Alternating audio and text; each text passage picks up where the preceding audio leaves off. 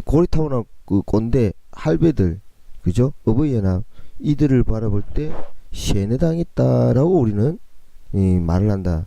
근데 이걸 거꾸로 그들 역시 마찬가지로 빨갱이한테 세뇌당했다라고 표현한다 이거죠. 자, 근데 요것을 어떻게 해석했느냐 이런 이야기들이. 같은 책의 심층은 전혀 다르게 말한다.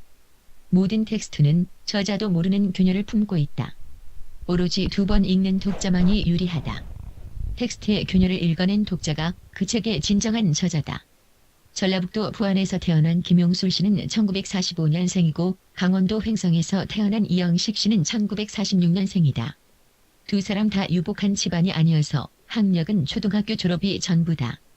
두 사람은 더 배우지 못한 것을 평생 후회하고는 했지만 짧은 가방끈이 두 사람의 현재를 빈곤 노인으로 만든 가장 큰 원인은 아니다. 전자는 양복점 재단사로 사회생활을 시작했고 후자는 근력이 좋았던 시절의 대부분을 목수와 공사장 인부로 지냈다.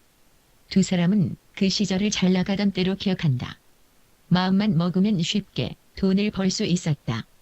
두 사람이 동반몰락하기 시작한 것은 그들이 배운 기술의 세계로 대량 생산과 규격화로 요약되는 산업화가 물밀듯 들어오면서다. 김용술 씨는 LG 패션의 전신인 반도 패션이 기성복을 만들면서부터 양복점들이 사라지기 시작했다고 회상한다. 싸고 맵시 좋은 기성복이 나오면서 맞춤복은 사양길이 되었다. 이영식 씨의 경우 아파트를 많이 지으면서 동네 목수들이 살아남기 힘들어졌다고 말한다. 공사 현장의 공법이나 재료가 기계화, 조립화되면서 그만큼 목수의 일자리가 줄어들었다. 할배의 탄생 최현숙 지음이 맺은 편엠 사무실에서 펜대 굴리는 일에는 평생 취직할 생각을 안 해봤어. 근데 젊을 때는 기술직이 사무직보다 100배 나았어.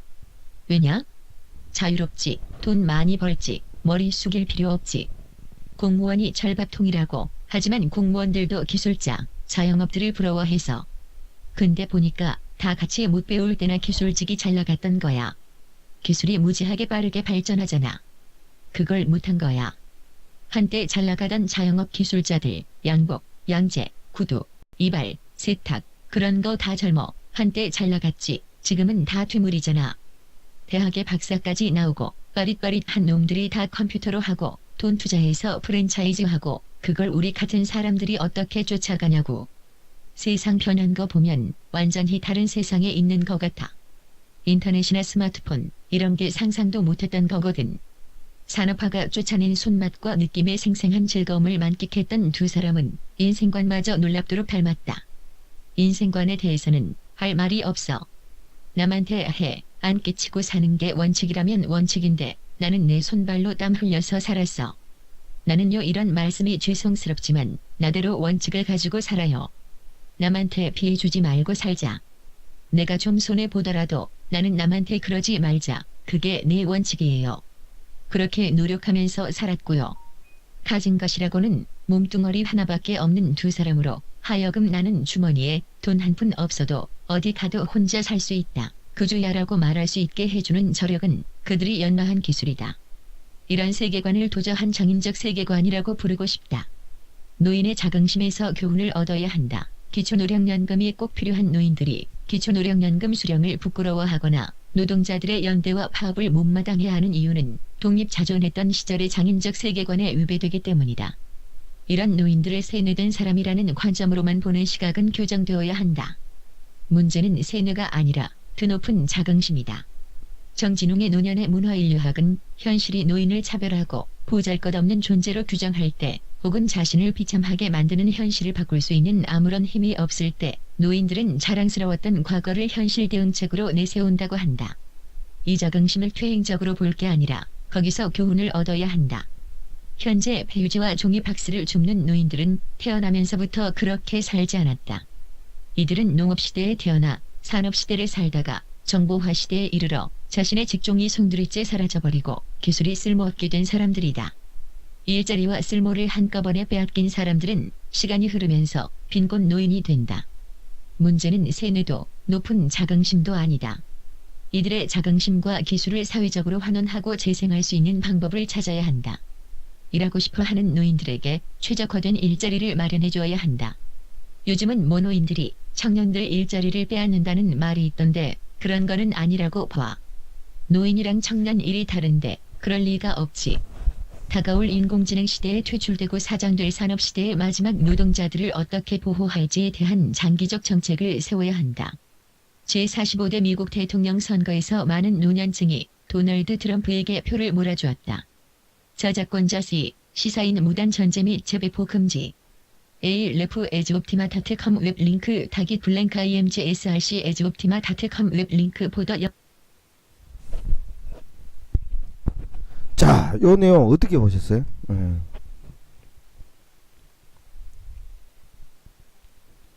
여기서 이야기하는 그런 핵심적인 이야기들은 시대적 철학이다. 시대의 철학이다. 그들이 그 꼰대들 할배들이 살아온 자긍심, 긍지, 그들의 삶에 대한 어떤 근본적인 어떤 그 가치관에 대한 어떤 우리가 위배되는, 그죠? 그래서 그게 바로 뭐냐면 시대 철학이에요. 시대 철학. 시대의 가치관이라고. 지금 21세기, 그죠? 급속된 자본주의화 시대, 첨단화 시대 속에서 그들이 살아온, 그러니까 그 또랑에서 개울가에서 몇 감고 물장 붙이고 돌방 밑에는 가재 잡고 토끼 잡으러 댕기고 고구마 캐고 수박 서리에 먹고 이런 시대래. 그런 시대에 살던 그 시대와 지금 이 시대의 괴리감, 하여튼 그런 것들 속에서 있는 가치관 형성이거든요. 그 시대의 흐름, 즉 1987년 체제가 저는 무너졌다. 87년 체제 민주항쟁 시대 항쟁 어떤 뭐 그런 이야기를 했었는데 그런 부분들에 대한 인식이 부족하다. 즉 87년 6월 항쟁, 민주항쟁은 분명히 있었고, 그죠? 그래 인해 가지고 헌법은 정리가 되었고 바뀌었고 대통령 직선제를 얻어냈지만 그 직선제가 무엇인지, 87년 6월 항쟁이 뜻하는 대한민국의 변화되는 역사는 무엇인지, 그에 대한 국가의 정체성은 어떤 식으로 흘러가는 것인지에 대한 재학습이 없다. 재학습과 가치관의 발전에 대한 어떤 그런 것들이 없었다.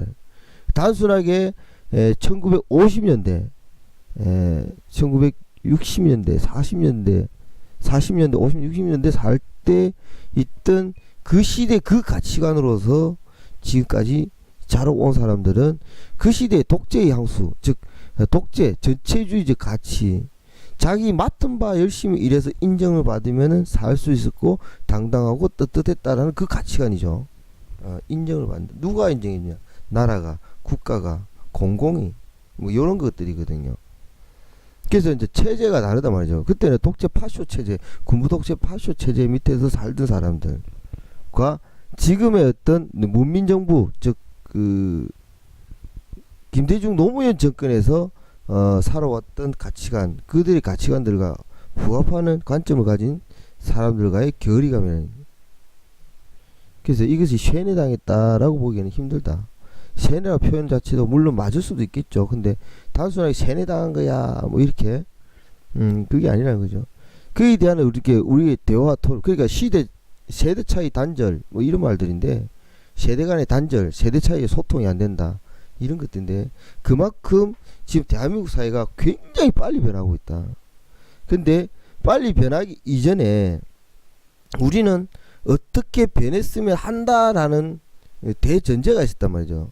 대전제가 대한민국은 이러했으면 좋겠다, 대한민국의 국민들의 삶의 가치는 이러했으면 좋겠다라는 것들에 대한 거대 담론, 그것들이 계속해서 뭐 확산돼서 저 산골에 사는 국민들에까지도 토론하고 논의되고 어떤 그런 과정들이 없었다는 거죠.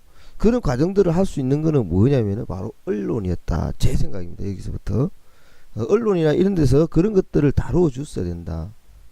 근데 언론에서 그런 걸 다루어 주기보다는 돈을 가진 자본 쪽에서는 말 안 되는 드라마들, 혹은 날 자본가들이 드라마들, 그죠? 귀족과 가난뱅이의 어떤 그런 것들, 그 시대 철학에 만족하는 드라마들이나 영화나 이런 것들 속에서 계속 뉴스나 이런 것들 계속 보고 사니까 결국은 그 시대 철학에서 벗어나지 못한다. 뭐 하여튼 뭐 저 딴에는 개똥 철학인데, 하여튼 그런 것부터 시작해서 다양한 어떤 현상들, 다양한 어떤 원인들이 있다, 뭐 이런 건데, 어쨌든 금방 이렇게 같이 읽었던 내용들이 우리가 조금 고민해서 봐야 될 부분들이다. 우리가 박사모라는 그 영감님들이 돈 받고 그렇게 진짜로 싸우진 않는다. 그들 나름대로 가치관과 그들 나름대로 신념이 있다 이런 거죠. 그들을 갖다 우리는 마사오 딸년이라고 얘기하는데 그들은 다카키 마사오가 뭔지 잘 몰라. 그래도 알더라도 아니 그런들 어째라고 다카키 마사오면 어때서 그가 나라를 발전시켰는데 그 정도 희생을 치러야지 이렇게 말한다는 거죠. 국민 중에 뭐 10놈 중에서 한 놈 죽어갖고 9놈 잘리면 좋지. 9놈이라도 잘 살아야 될 거 아니야. 뭐 이런 거. 그죠? 우리는 한 사람의 생명도 한 사람의 가치도 중요하다. 라고 얘기를 하는데 한 사람 희생해서 9사람 살리는 게 더 옳다라고 말하는 명백하게 가치관의 차이예요. 그 가치관의 차이를 우리가 세뇌당했다라고 표현하면은 조금 모순이 아닐까. 말이 안 맞다. 왜냐면은 우리가 서구사회에 살진 사람이 아니잖아요. 그죠?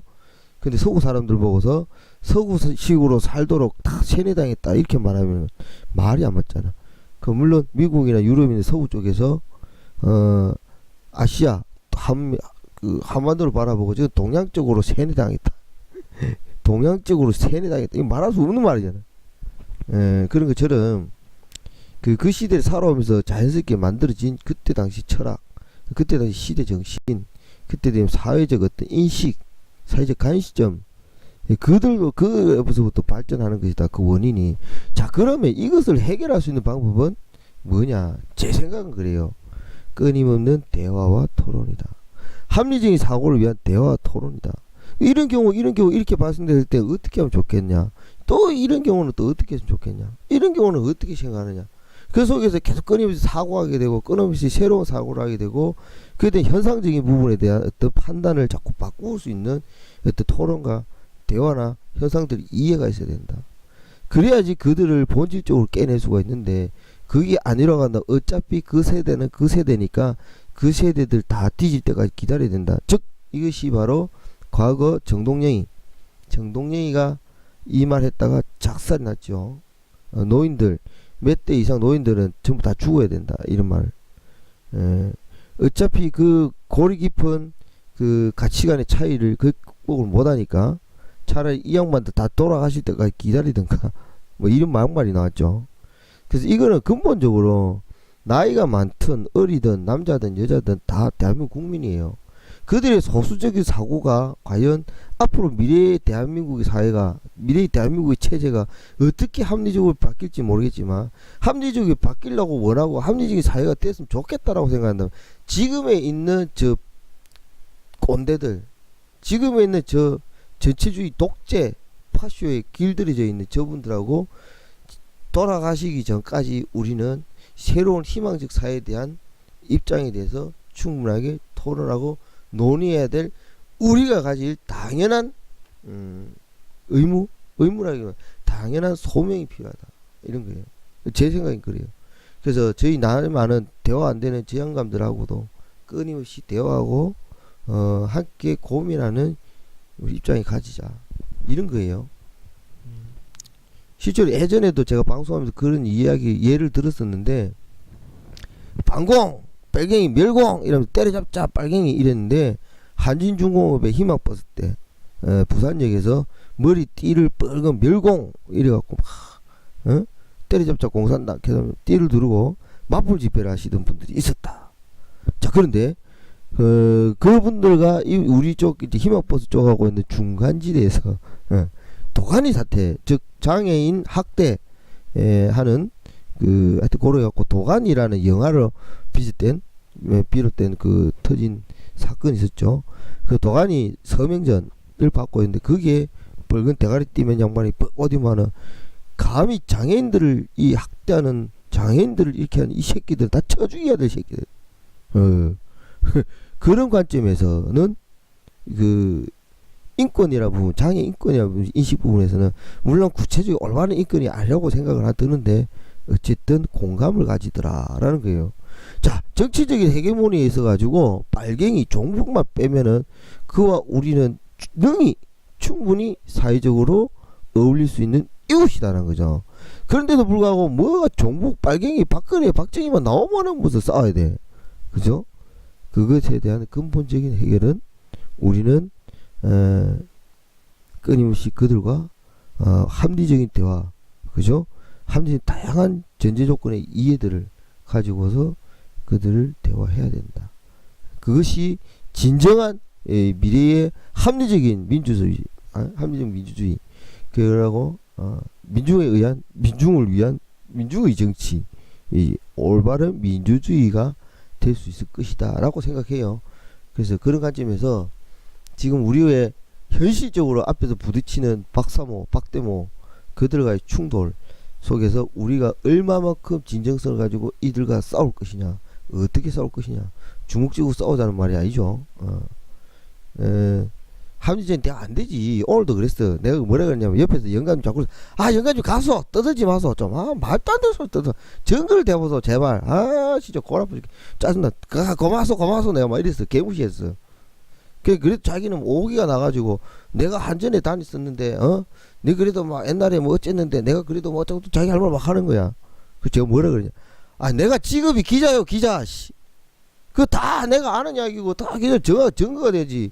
저걸 갖다가 영감님이 아는 게 누구한테 들었는지 모르겠지만 제대로 알고 보고 그거 가지고 이야기를 해야 되지. 누가 카드락 하는 거 듣고 와갖고 그런 식으로 다 말해보니 나라가 저리 개판이 안 되냐고. 개판이 된 거 아니냐고. 저 뉴스를 잘 보소. 뉴스를 앞대가리하고 뒷대가리 끝까지 읽어야지. 앞대가리만 읽고서는 그런갑다 하고 카드락 하면 안 된다. 그 지금 영감님 그 말 잘 못하면 뭐 김대중이가 빨갱이고 그래 문재인이 빨갱이라 많이 그런 얘기.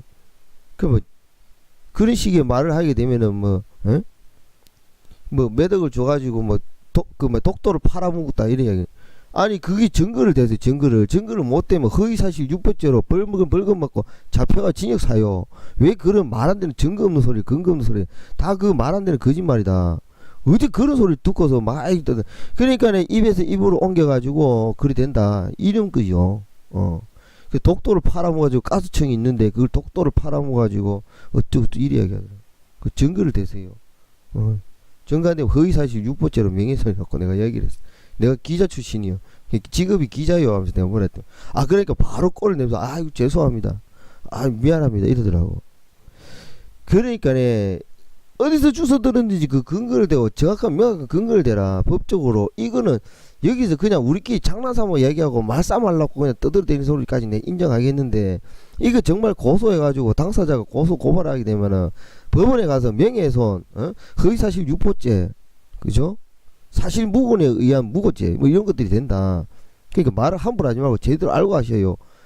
나 같은 경우는 다 검색하고 자료를 조사해갖고 자료 가지고 이야기를 하는데 영감님 자료 같은 것도 없이 그냥 카드라 가지고 떠들어가면 될 일이냐고 내가 이래 이야기한 거죠.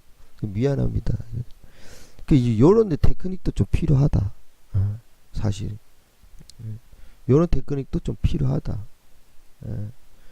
카드라 가지고 목숨 걸고 덤빈다 하니까 영감들이 그 카드라의 근거가 뭐냐고. 나도 다 봤다 카톡에. 나도 다 봤다 인터넷 다 나와있다 이러거든. 인터넷 나와있는데 어떻게 나와있냐고. 기사에 다 나와있다. 그리고 기사를 자세히 보세요. 기사 제목하고 본문하고 끝까지 다 봤는겨. 다 봤다. 늘 이래 씨발. 다 봤는데 어떤 기사냐. 시간을 가지고 그 기사에 대해 검색을 해서 자료를 찾아서 글에 비춰가지고 그걸 보세요. 이게 앞대가리 안 뜨고 뒷대가리 놨는데 요런 걸 요런 식으로 계속 읽으니까 지금 말도 안 되는 황당한 소리 하고 있는 거예요. 그거를 만드는 언론이 저기 다 개쳐 죽일 놈들인데 그 시간 두고 설명할 수밖에 없는 그러네요. 말이 안 통하는 게 아니고 시간이 부족한 현대사회에 살다 보니까 그들과 대화할 수 있는 다양한 방법을 써보지 못하고 있다 이런 거지. 저는 그렇게 생각해요. 그들과 대화 안 통한다. 안 통하는 게 아니고 대화 통하는 방법이나 시간이 부족하다. 저는 그렇게 생각한다고요. 어쨌든 그 영감님 오늘 저한테는 저 새끼 저 빨갱이네 하고 갔을지도 몰라. 그렇지만 앞으로 말 조심을 할 거다. 왜?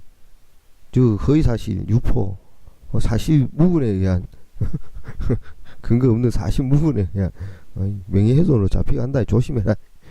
그랬거든요. 사실이거든.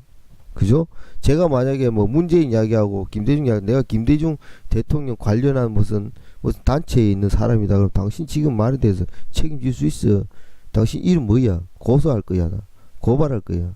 재판할 거야. 당신 그에 대해서 근거 못 대면 당신 허위사실 유포에 대한 대통령 명예, 전직 대통령 명예훼손, 사자 명예훼손이 되는데 신고 고발하고 고소에 걸겠다네. 이래버리면은 그러라 씨발로마 뭐 이럴 수도 있겠죠. 그래 정말로 걸어 진짜로 걸어버네. 그럼 허위사실은 허위사실이거든. 근데 많은 사람들 영감님들이 허위사실인지 아닌지도 모르고 막 쳐 떠들어대. 진짜로 쳐 떠드는 게 많거든요. 문재인 빨갱이 맞다 확실하다 이래 이야기잖아. 단정적으로 이야기했잖아요. 그죠?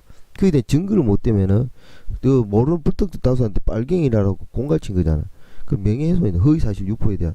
문재인이 빨갱이인지 아닌지 우리가 당신이 이게 명예훼손 그죠? 반의사 불벌죄죠. 하여튼 요렇게 할 수 있다. 그래서 빨갱이 입에 달고 다니는 사람들은 이름 적어갖고 고소고발 다 해버려야 돼. 누가 빨갱인데 어떻게 빨갱인데 정확하게 이름을 대라. 정확하게 그 근거를 대라. 근거 못 대면 제가 재판에 이겼죠. 부산지방검찰청 앞에서 1인 시위하고 있는데 영감님 한 분이 와가지고 니가 이 새끼야 빨갱이지 계속고 니가 간첩 아이가 계속고 반첩 증거를 대세요. 내가 결국 소송에 재판해갖고 제가 이겼어요. 정말로 쌍방 폭행으로 됐어요.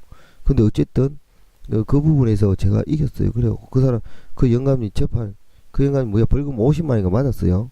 근데 그 이후 부분에서 갖고 그래 내가 손해배상 피해 청구를 내가 안 했어. 그 영감님한테.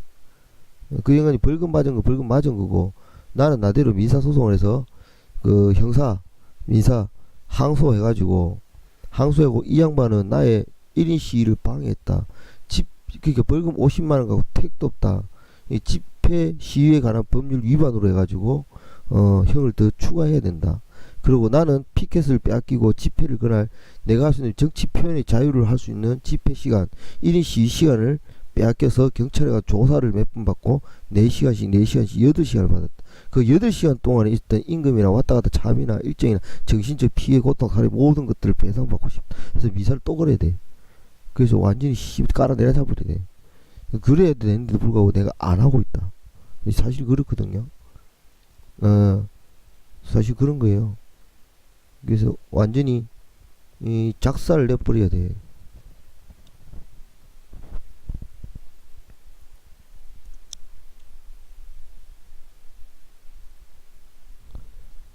예, 빨갱이라고 함부로 말하면은 모욕죄 아닌 명예훼손도 됩니다. 명예훼손. 모욕죄하고 명예훼손하고 차이가 큽니다. 명예훼손이 더 크게 치입니다. 모욕죄보다. 모욕죄가 단순한 욕인 거예요. 욕.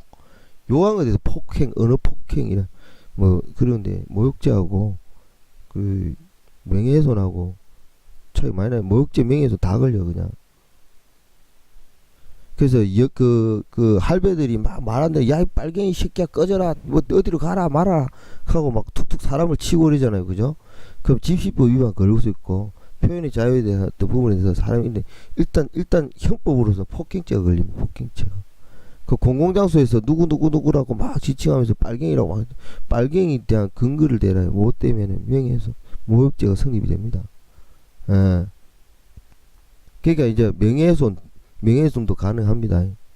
근데 이제 어떻게 보느냐 누가 어떻게 엮느냐에 따라 달라집니다. 어쨌든 쌍방 폭행에 대해서 혐의 없음 무혐. 저는 무죄. 그 양반은 충분한 폭행을 해서 12월 지가 그렇고 벌금 50만원 받았어요. 그런 이런 사례가 있기 때문에 여러분들이 쉽게 생각하면 쉬운 건데 아주 이거는 법치주의를 시킨다. 그리고 또 뭐냐면은 타인의 표현의 자유란 부분은 어떤 것이 침해이고 어떤 것이 표현의 자유인지를 명확하게 알아야 됩니다. 여러분들도 나 가끔 가다 보면 우리 하여튼 이쪽 저쪽 구분 없이 어떤 사람도 그렇게 해요. 누군가 하는 표현이 자기한테 마음에 안 든다 해가지고 그 사람한테 가고 앞에서 나도 표현의 자유다고 욕을 개끌듯이 한다. 그럼 저 표현의 자유 아닙니다. 표현의 자유는 명확하게 자기가 할 말을 하는 거지 욕을 하는 게 명예훼손은 아닙니다. 그 표현의 자유가 아니라고요. 어떤 입장을 가지고서 상대가 가질 수 있는 어떤 모욕감을 느낄 수는 있는 건 있는데 그것이 공공의 목적, 공익의 목적이냐 아니냐라는 부분도 차이가 나고 하니까 대놔놓고 직접적으로 욕을 깨끗이 하면서 네가 하는 게 마음에 안 든다, 이 뺄갱이야, 개새끼야, 소새끼야 욕을 막 하게 되면 이게 모욕죄입니다. 그런 걸 잘 모르는 박사모들, 이런 인간들, 우리가 1인시 박근혜 대통령 퇴진해라 뭐 이름이 1인시한테 와가지고 욕 깨끗이 하죠. 그거 다 고소 고발해하고 다 잡혀넣습니다. 벌금 존나 쳐매기고. 그런 것을 조금 이해하시라 라는 뜻입니다. 자, 그 다음 이야기로 넘어가세요.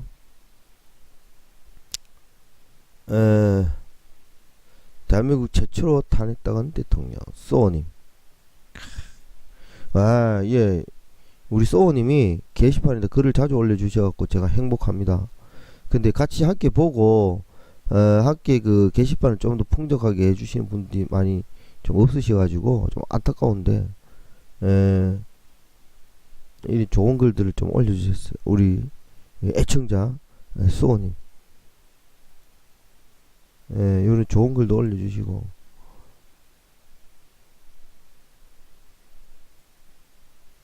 이승만의 번가 사실. 이승만이가 왜 탄핵됐냐, 왜 하야했느냐.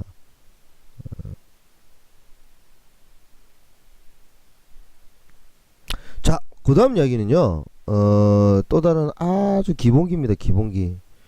BJ 데모당, 즉 데모가 희망이다라고 생각하시는 분들은 알고 있어야 될 아주 기본적인 기본기입니다. 이게 뭐냐면요, 지금 대한민국 사회가 극도의 자본주의, 즉 재벌 공화국이다. 그 재벌들이 가지고 있는 재원, 그들이 가지고 있는 모든 부와 권력들은 과연 어디서부터 나왔는가? 대한민국의 해방 이후에 그들을 기본적으로 국민들 것들을 불법적으로 빼앗은 것이다 라는 개념이에요. 그래서 해방 이후로 자본을 축적할 수 있었던 것은 바로 부정과 부패였다라는 것을 얘기하는 건데, 그래서 노동운동에 대한 근본적인 굳이 노동운동이 아니라 요 내용들을 보시면은 그래? 이런 아주 소소하지만 상식적으로 알아야 된다. BJ 데모당 방송을 보신 분들은 그런 거야? 라고 알고 있어야 될 내용들입니다. 함께 보시죠. 우리나라 재벌그룹에 속하는 100대 기업을 딱 뽑아서 우리나라 전체 기업과 비교를 한 겁니다. 전체 기업은 300만 개가 넘는다고 하지만 1인 사업자 다 빼고 국세청에 법인세 또는 사업소득세를 신고하는 52만 개 기업과 비교를 하면 재벌그룹에 속하는 100개 기업이 전체 매출액의 한 29%를 차지합니다. 그런데 그 100개 기업이 고용은 4%밖에 담당을 안 하는데, 놀랍게도 우리나라 전체 기업이 만드는 이익의 60%를 가져갑니다.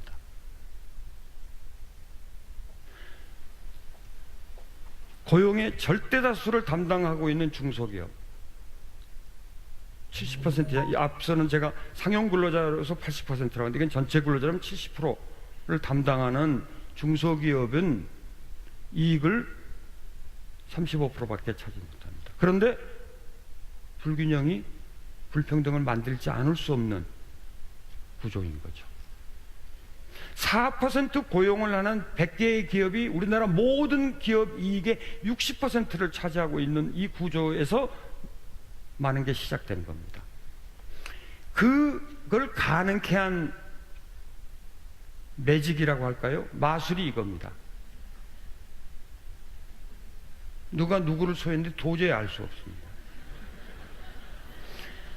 하나 예를 들어 드릴게요. 지금 여기 표를 보시면 여러분 보시는 쪽에서 왼쪽 아래에 호텔 신라라고 있습니다. 그렇죠? 신라 호텔 오너가 누구죠? 이부진이라고 지금 말씀하셨죠? 예. 이부진 씨는 신라 호텔 주식을 단 한 주도 갖고 있지 않습니다. 가진 적도 없고 갖고 있지도 않습니다. 그러면 이건희 회장이나 이재용 씨가 갖고 있지 않겠느냐 하는데 이 씨 가족은 신라호텔 주식을 단 한 주도 가진 적도 없고 갖고 있지도 않습니다. 그런데 여러분 모두, 대한민국 국민 모두는 신라호텔이 이부진 씨 거라고 알고 있어요. 기업의 소유 지배 구조부터가 잘못된 겁니다. 신라호텔의 일대 주주가 누굽니까? 여러분과 저입니다. 국민연금입니다. 삼성전자 일대 주주가 이건희 회장 가족이 아닙니다. 여러분과 저입니다. 국민연금이 일대 주주입니다. 그럼에도 불구하고 우리는 다 손 놓고 있고 엉뚱한 단 한 주도 가진 적도 없고 갖고 있지 않은 사람이 주인 행세를 하는 이런 기업 구조가 이 문제의 출발입니다. 그러다 보니까 OECD 회원국 중에서 소수의 그룹이 시장을 장악하는 정도가 가장 심한 나라입니다. 결과적으로 그러다 보니까 새로운 도전자가 성공할 수 없는 나라입니다. 자, 여기 내용들인데 여기서 말하는 그 신라 호텔이 누구 거냐? 이부진 씨 거다. 이부진 씨가 누구예요? 이부진 씨가 이씨 가문, 즉 삼성. 어떻게 삼성 거냐? 신라 호텔이 뭐 요런 거. 요런 내용들을 알고 계신 분들은 기본기가 되어 있는 사회를 바라보는 인식이 저와 비슷한 관점을 가지고 있다. 비슷한 방향을 보고 있다. 이런 거.